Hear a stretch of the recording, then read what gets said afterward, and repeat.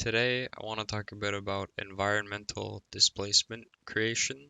Now, this tutorial will be mainly focusing for surf levels, so the scale will be a lot bigger than what it normally would be, but you can take this and adapt it to whatever game mode you're making levels for.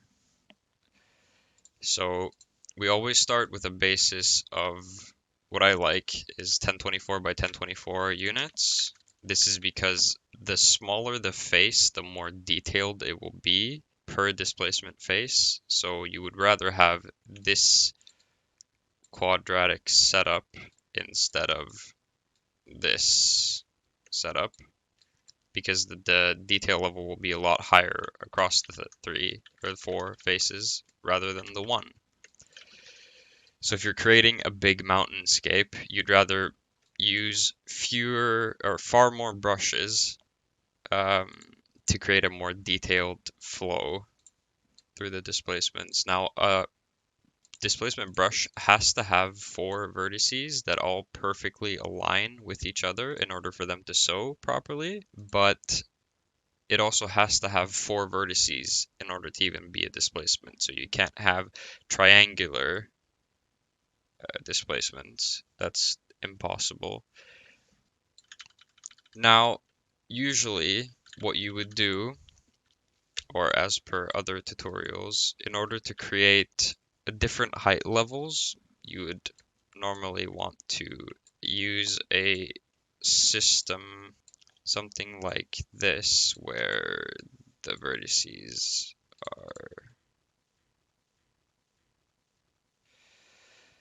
are perfectly overlapping like this.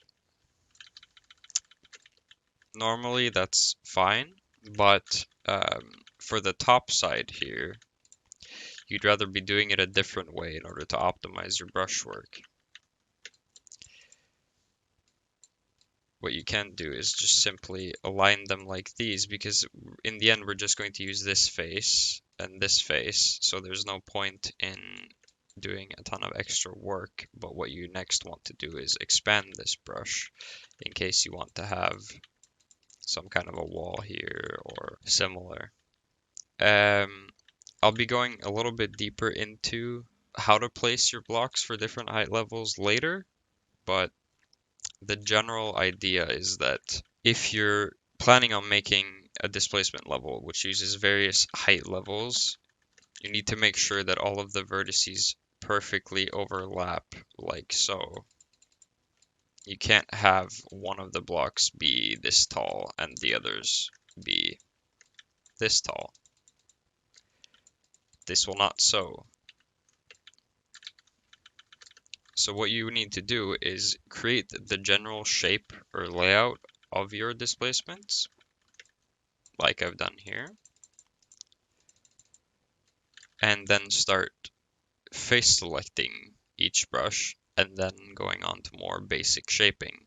So we need to select every face that we intend to use for our displacements. Now, in my case here, these are the sides that you want to use. Any side that you do not select will be destroyed in the displacement creation process.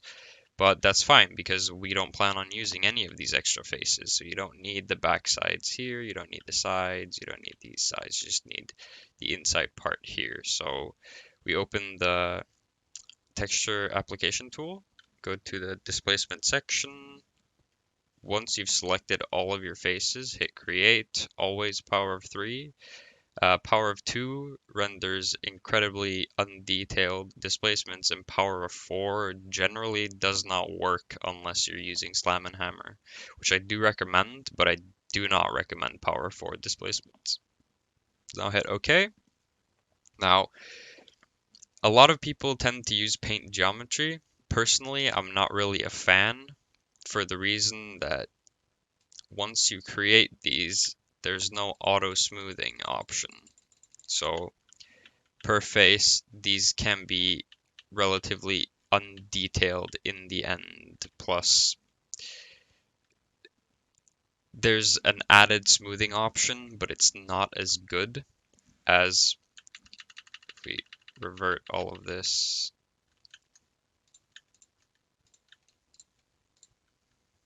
as the sculpt option, which is the one I hands down prefer to use.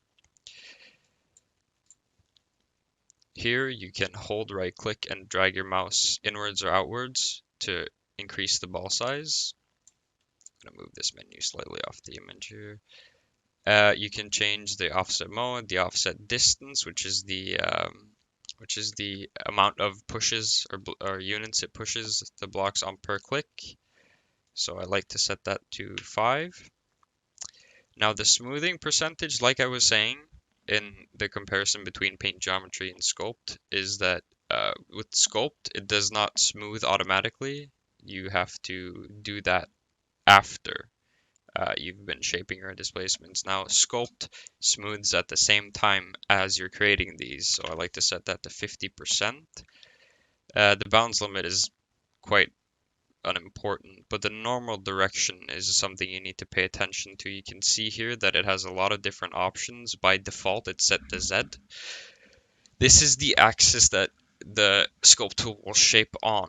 So if we start on Z here, we can start moving the top sides here in the center if we want to. Now you can also shape on the X-axis and also hold control to shape on the other side of the X-axis. You can do screen XY, which takes the relative position of your screen into account so that you can shape diagonally however you want. This is starting to get pretty messed up, but that's not a problem. What you want to do, the only thing that's a bit nitpicky with sculpt and also with paint geometry for that matter is that you're going to end up with these hard edges. So what you want to do is continuously shape a little bit closer than normal to the faces. And start moving slightly outwards with your camera angle to make sure that you don't end up with a lot of overlapping displacement faces. So you want to shape these back a little bit every now and then. And then start moving along the seam here.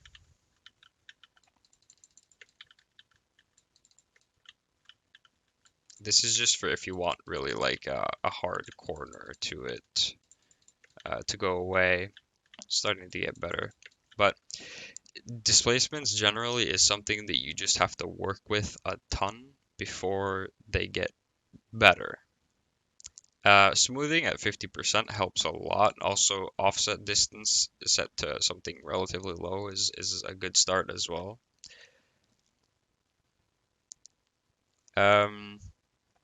Another tip is when you're shaping, you can always go back to see what your brushwork looks like by simply pressing this 3D button here.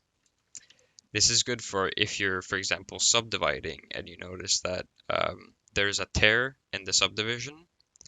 You can always go back to see very easily if your vertices are perfectly overlapping like they should be.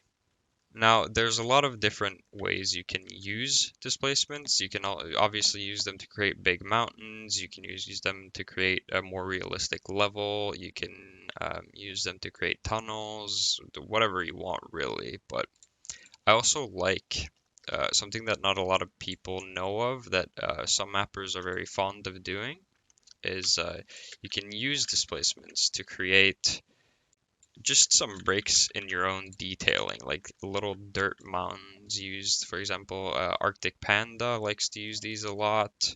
I use them in Surf Concrete Jungle, use them a little bit in Surf Cloac. Simply just create a flat brush, select only the top face, make sure you're on Z-axis, and then you can move it however you want to create these little dirt mounds. And then you can also hold control and press to lower the sides so that they go slightly into the brushwork flooring of your level. And voila, you have a very, very simple little dirt mound that can be used to place around to break up a level, for example.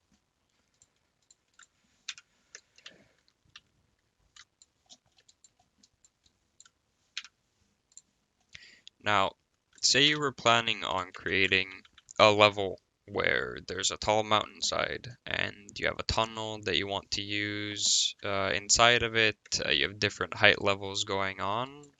We start with the same basis of 4 here. So what I want to do is I want to quite simply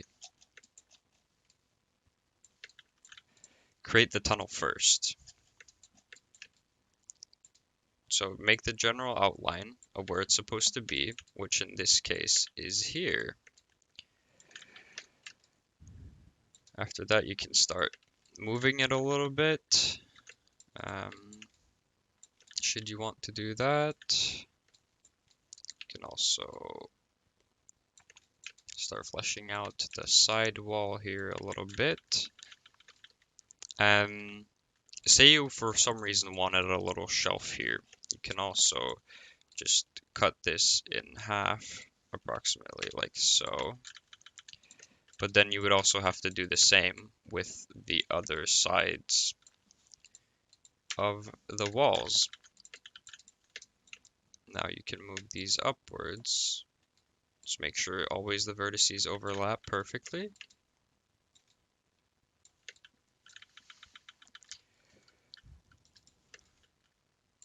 Like I said, I like working better with full cubes.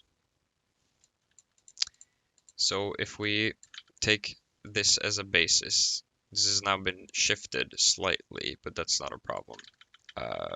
Like I said, 1024 as a minimum basis is what I think. You can always move these on top here, and then start continuing with your design. So now that we have a little bit of a tunnel here, I want to continue this. You can always select this and then move the vertices slightly if you want a curve in your tunnel. Say we wanted the tunnel to end up over here somewhere.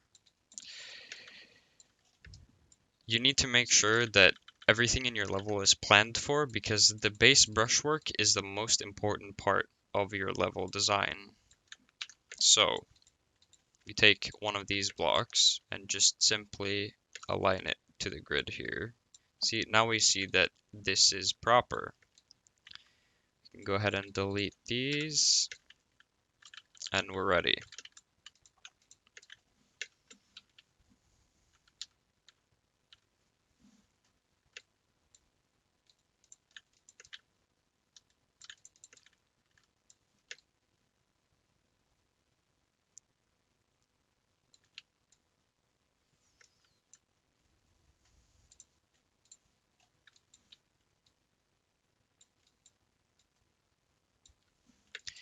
Displacements can easily take this shape, first and foremost because we're only using this inside face, but also because it does have 4 sides. So we simply just shape the rest of the sides to this point exactly.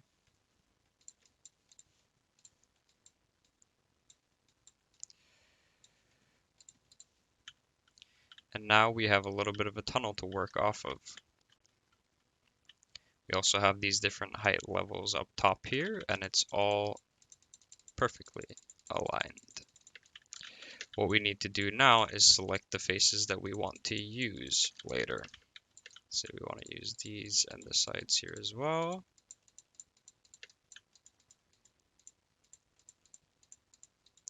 These top ones, we don't want to use these sides, but we do want this one.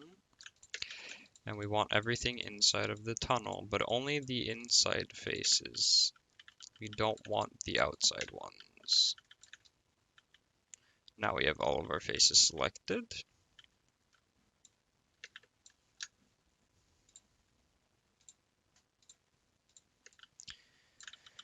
Notice that this is one block, but I've only selected 2 of the sides. Now in other tutorials, one might be told to simply create two brushes like so, and have these not intersect. So we move this back one and this back one.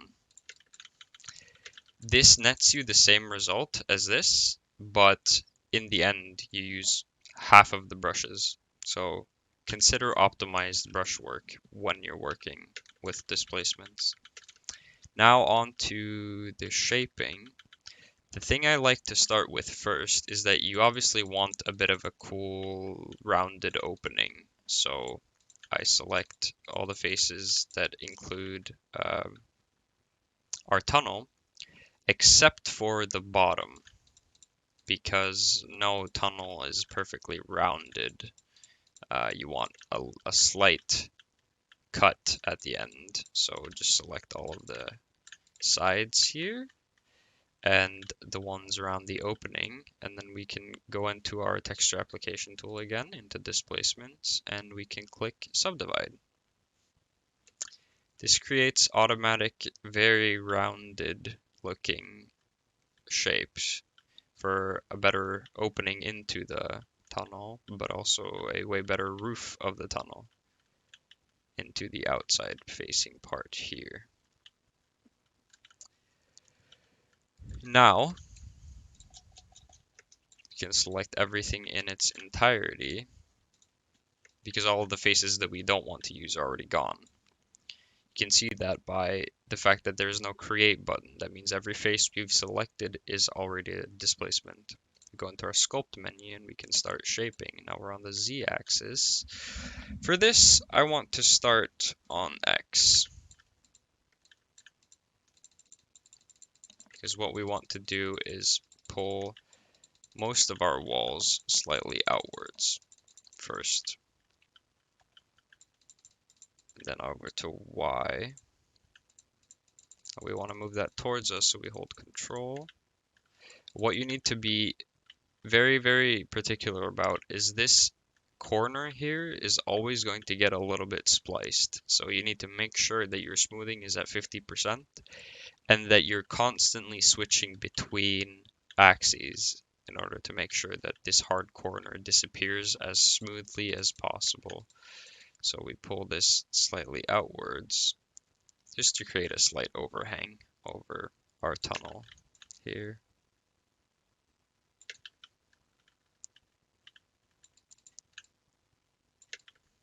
Now you might be wondering why we don't just subdivide this corner here. It's because the end result with subdivision is basically the same. You would have to do about the same amount of work with a pretty much the same outcome for this exact part.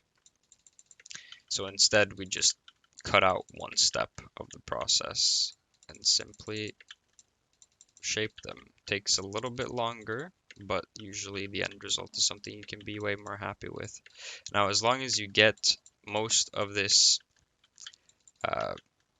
hard corner out, the rest is very simple. So just go downwards and pull out on all of the corner vertices. Adjusting your screen as you go downwards, because now, once it's a little bit smoother, we can simply pull out the entire corner. Way smoother result.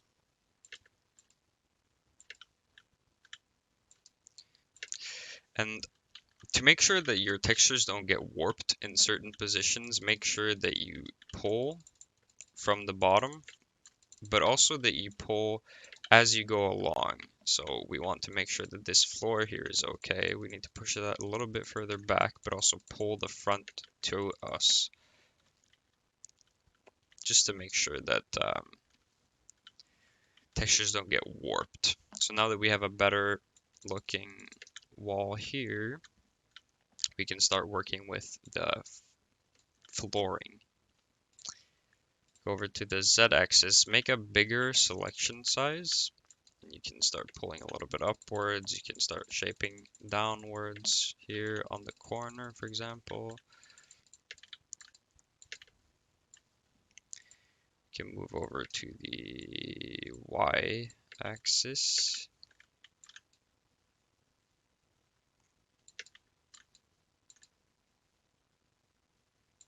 And simply start shaping.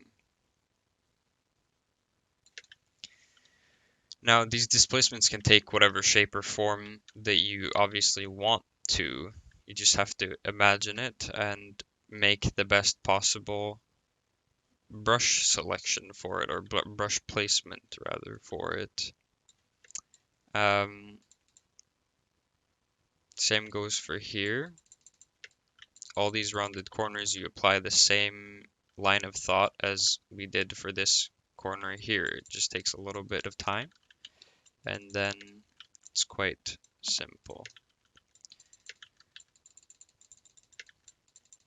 Though these do go a lot faster because they're smaller.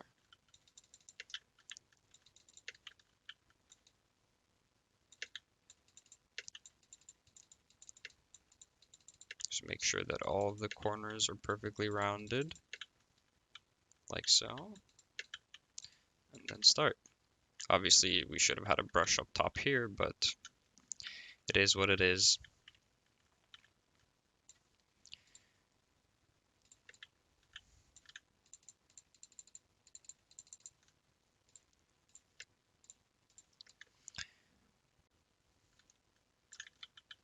Now, going over to something else entirely, say you wanted to create a floating island for your level.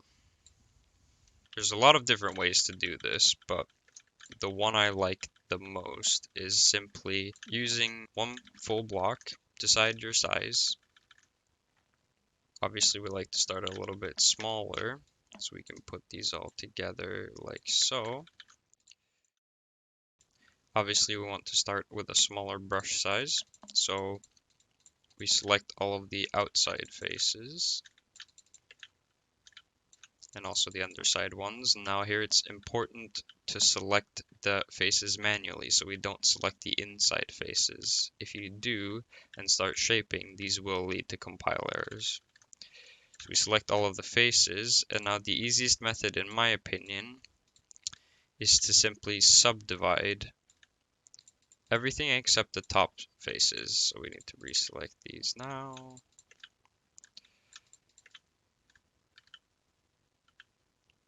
This will create more pointy corners, but in the end, you don't want also a rounded top side to these. That requires a lot more shaping to make it look good. So we reselect all of these, we go into our sculpt mode, and on Z axis, it's way easier to start by pulling downwards with a bit of a smaller selection here.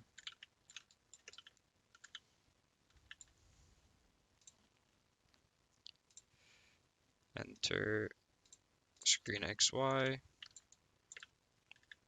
You can see the displacements are handling themselves on top of here as well, because the selection mode is quite large. So we just want to make sure that this corner isn't as pointy anymore.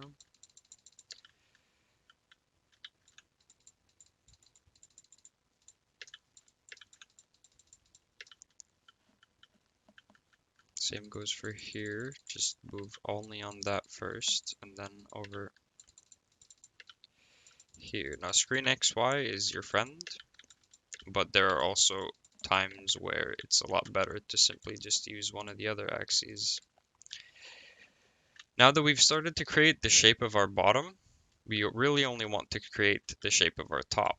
So select all of the top faces, but also the closest side faces, just to make sure that we don't have to sew a ton after. We have a good basis, but now we want to create maybe, say, a little bit of a small hill in the side here. Now for this, it could be smart to lower your offset distance, say to 2, for example, just to make sure that everything goes to plan.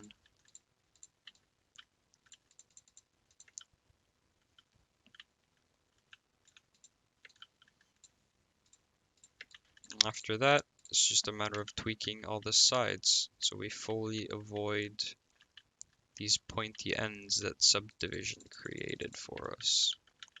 And obviously, you can also like spice this up with models to create a more realistic bottom part. You can also pull this even further. You can make this on a lot smaller scale. You can apply the exact same process to a lot smaller blocks, even a lot bigger blocks if you want to create that, a lot flatter blocks. It's the same process for all of that. Now, on to the next part. Say you wanted to create a very large mountain, for example. If we're going to create something very big with a lot of different height levels and a lot of different aspects to it, like a tunnel, like maybe some floating stuff, like say you want to add a river, plan ahead because the brushwork always lays the foundation for how well the displacements are going to end up. So say we wanted to start with an area here, relatively flat. We just create a very large grid pattern that we can copy.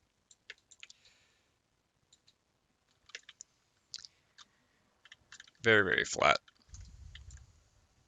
And then say we wanted to add some sides to this. Start like so. Now say here you wanted it to go a little bit upwards, but also at the same time downwards. So very simple, well, not very simple, but there's a good way to do this. This is the direction we want it to go. So we take all of these, see here 1024 by 1024 here. Take this and simply cut that face off. Now, what we can do is take this brush, just for measurement's sake, we can take this like so. We can actually pull this like so. And it's a four-sided brush. 1, 2, 3, 4. What you can do next is create a big wall. Here you have a face that goes down, you have a face that goes up, and a big wall right next to it. We can see that all of this will work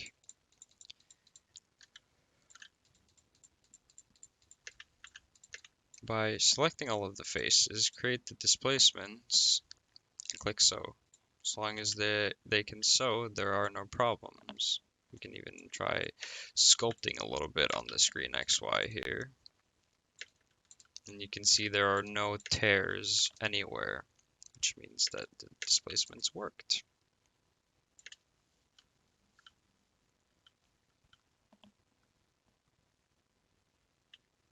What you can also do is using this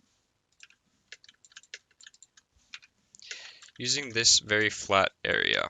For example, something you can do is on Z, go back up to 10 in offset distance still with 50% smoothing. You can go with a very large size and simply shape the entire thing as tall as you could possibly want to create a very, very easy and simple mountain range.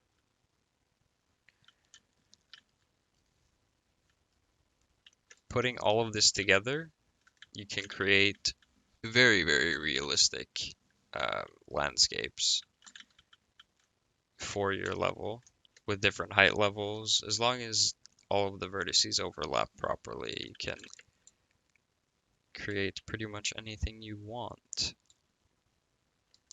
Now, some final tips. When you're working with displacements, it's always smart to start with the node draw, like in anything, because there are tons of faces that you don't want to use, so there's no point in texturing them. But after this, you can go into your texture browser and filter by blend. You can find very, very simple blend texture. Select a default one, Dust Rockwall Blend Classic. Texture all of your faces with this texture. Select all of it, go into displacement. You can invert the alpha to change the texture to the other side of the blend, or invert it back, and then you can paint alpha if you want very specific parts to only be the other texture. Now, blend texture, something I should have mentioned is that blend texture takes two textures and basically puts them together. That you can use displacements to paint, in case you didn't know. What I like to do here is go to brush size 3 and set the value kind of high, because then you can start painting. Say if you wanted just the corner of this to be like that. One thing to note is that if we look here, for example, actually I'm gonna select all of this just for fun. Take this material, apply it to a lot of the faces.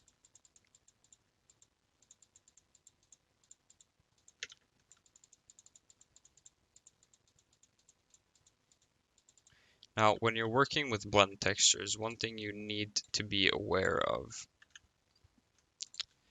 is that when you're painting alpha, make sure to always consider what angle you're painting from, because now with this set to 3 and this value relatively high, if I start painting this wall, it goes straight through and paints the inside here as well.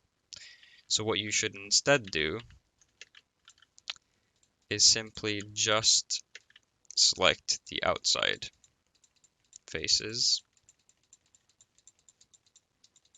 deselect these,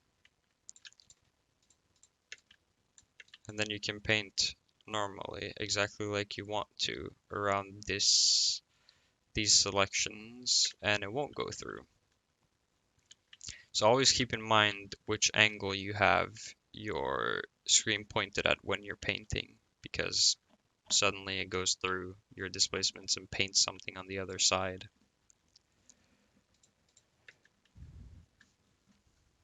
Another tip is when you're working with displacements, if you want to, for example, create a level where it's partially underground, or there's going to be columns sticking through the displacements, in order to avoid lighting errors, you always have to seal your displacements. This means that displacements themselves, they do not seal a level, so you need a brush which covers the underside of it. So say brush right here. What you can do to avoid these lighting errors is simply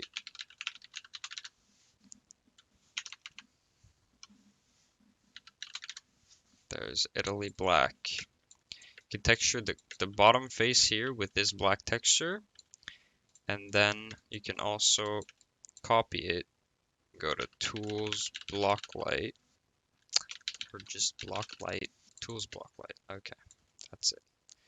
Apply the entire texture to all of the faces. This will make so there are no lighting errors between the displacements, so that you can have props that go slightly through the displacements. You can have tunnels that only slightly cover parts of your level without any lighting errors. So always seal your map with, or always seal your displacements with this black texture, the utterly black texture. And if you still have lighting errors, you can apply the block light. After that, you should be good.